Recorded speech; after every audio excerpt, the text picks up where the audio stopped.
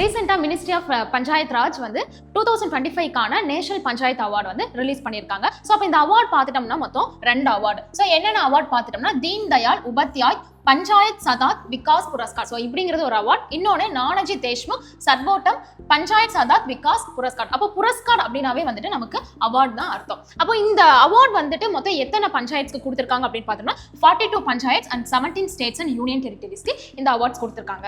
அடுத்து இந்த தீன் தயாள் உபாத்யாய். ஸோ இந்த அவார்ட் கீழே வந்துட்டு எந்த மாதிரி கேட்டகரிஸ்ல பேஸ் பண்ணி அவார்ட் கொடுத்துருக்காங்க அப்படின்னா அந்த எஸ்டிஜி கோல்ஸ் இருக்குல்ல, எஸ்டிஜி கோல்ஸ்ல மொத்தம் 17 கோல்ஸ் இருக்கும். அந்த 17 கோல்ஸ்ல 9 கோல்ஸை மட்டும் கேட்டகரியா எடுத்து இந்த தீன் தயாள் உபாத்யாய் அவார்ட்ஸ் வந்துட்டு கொடுத்திருக்காங்க. இதுல பார்த்துட்டோம் அப்படின்னா 34 கிராம் பஞ்சாயத்துக்கு வந்துட்டு பெஸ்ட் கிராம் பஞ்சாயத்து அவார்ட் கொடுத்திருக்காங்க. அப்போ டோட்டலா பார்த்துட்டோம் அப்படின்னா கர்நாடகா தான் வந்துட்டு டாப்ல இருக்கு. ஸோ மொத்தமா எத்தனை அவார்ட்ஸ்னா 6 அவார்ட்ஸ் வாங்கியிருக்காங்க. அதாவது 6 பெஸ்ட் கிராம் பஞ்சாயத்து அவார்டு வாங்கியிருக்காங்க. இதுக்கு அடுத்து பார்த்துட்டோம்னா நானாஜி தேஷ்முக் அவார்ட். ஸோ இதுல பார்த்துட்டோம்னா வந்துட்டு பெஸ்ட் டிஸ்ட்ரிக்ட் பஞ்சாயத்து. ஸோ இந்த மாதிரி வந்துட்டு சில கேட்டகரிஸ் இருக்கு. இதுல நமக்கு தமிழ்நாட்டில் வந்துட்டு ஏதாவது அவார்டு இருக்கு அப்படின்னா இருக்கு. அப்போ இதுல பார்த்துட்டோம்னா டோட்டல் 9 பஞ்சாயத்ஸ் வந்துட்டு அவார்டு வாங்கியிருக்காங்க.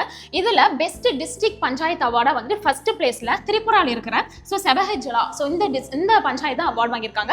அடுத்து ஒடிஷால இருக்க கஞ்சம் டிஸ்ட்ரிக்ட். ஸோ மூணாவதா வந்துட்டு எந்த டிஸ்ட்ரிக்ட் வந்துட்டு அவார்டு வாங்கியிருக்காங்க அப்படின்னு பார்த்தோம்னா கோயம்புத்தூர். ஸோ இது தமிழ்நாட்டில் இருக்கிற கோயம்புத்தூர் வந்துட்டு 3rd பெஸ்ட் டிஸ்ட்ரிக்ட் பஞ்சாயத்து அவார்டா வாங்கியிருக்கு. அப்போ பஞ்சாயத்து அப்படின்னாவே வந்துட்டு நமக்கு என்ன விஷயம் ஞாபகம் வரணும் அப்படின்னா நம்ம இந்தியன் கான்ஸ்டிடியூஷன்ல பஞ்சாயத்தை சொல்லக்கூடிய ஸ்கெடியூல் என்ன அப்படின்னு பார்த்துட்டோம்னா 11th ஸ்கெடியூல். ஸோ அடுத்து பார்ட் பார்த்துட்டோம்னா 9th பார்ட் தான் வந்துட்டு பஞ்சாயத்து பார்ட். அப்போ ஆர்டிகல் நம்பர் என்னன்னு பார்த்துட்டோம்னா 243 இருந்து 243 வரைக்கும் வந்துட்டு பஞ்சாயத்தை பத்தி சொல்றது. அப்ப இந்த பஞ்சாயத்தை வந்துட்டு எப்போ ஆட் பண்ணிருக்காங்க, இந்தியன் கான்ஸ்டிடியூஷன் எப்போ ஆட் பண்ணிருக்காங்க அப்படின்னு பார்த்துட்டோம்னா 73rd. So 73rd constitution amendment act 1992ல தான் வந்துட்டு இந்த பஞ்சாயத்து அப்படிங்கிற ஒரு விஷயத்தை வந்துட்டு கான்ஸ்டிடியூஷன்ல ஆட் பண்ணியிருப்பாங்க.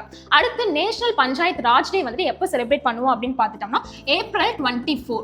ஸோ April 24 தான் வந்துட்டு நேஷனல் பஞ்சாயத்து ராஜ் டே வந்துட்டு செலிப்ரேட் பண்ணுவாங்க. அப்போ இது எப்பயிலிருந்து செலிப்ரேட் பண்றாங்க அப்படின்னு பார்த்துட்டோம்னா 2010ல இருந்து அப்போ இருந்த பிரைம் மினிஸ்டர் மன்மோகன் சிங் அவர்களால் வந்துட்டு இதை டிக்ளேர் பண்ணிருக்காங்க. நேஷனல் பஞ்சாயத்து டே வந்துட்டு செலிப்ரேட் பண்ணணும்னு சொல்லிட்டு டிக்ளேர் பண்ணியிருப்பாங்க. இன்னைக்கான கேள்வி என்ன அப்படின்னு பார்த்துட்டோம்னா first panchayat Raj district. So இந்தியாவில் ஃபர்ஸ்ட் பஞ்சாயத்து ராஜ் டிஸ்ட்ரிக்ட் வந்துட்டு எதை ஃபர்ஸ்ட் அனௌன்ஸ் பண்ணியிருக்காங்கிறது கமெண்ட் பண்ணிருங்க. நன்றி, வணக்கம்.